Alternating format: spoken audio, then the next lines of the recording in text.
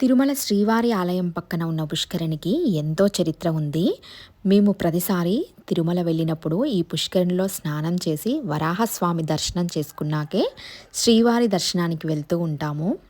ఈ పుష్కరిణిలో 2 పుష్కరిణులు ఉన్నాయి. వరాహస్వామి ఆలయానికి దగ్గరగా ఉన్న పుష్కరిణి వరాహ పుష్కరిణి అని, శ్రీనివాసుని ఆలయానికి దగ్గరగా ఉన్న పుష్కరిణిని శ్రీనివాస పుష్కరిణి అంటారు. 2 పుష్కరిణుల కలయిక ఈ పుష్కరిణి. ఈ స్వామి పుష్కరిణిలో 9 తీర్థాలు ఉన్నాయి. సరస్వతి తీర్థం మధ్య భాగంలో అయితే ఉంటుంది. ఈ తీర్థ సేవనం, దర్శనం, స్మరణం మహాపాతకనాశనం అని ఐతిహ్యం. స్వామి పుష్కరిణి స్నానం, సద్గురుల పాదసేవ, ఏకాదశి వ్రతం అత్యంత దుర్లభం అంటారు. మనం చేయాలి అనుకున్నంత మాత్రాన స్నానం చేయము, ఆ స్వామివారి అనుగ్రహం ఉంటే తప్ప. ఈ పుష్కరిణి స్నానం అత్యంత విశేషం.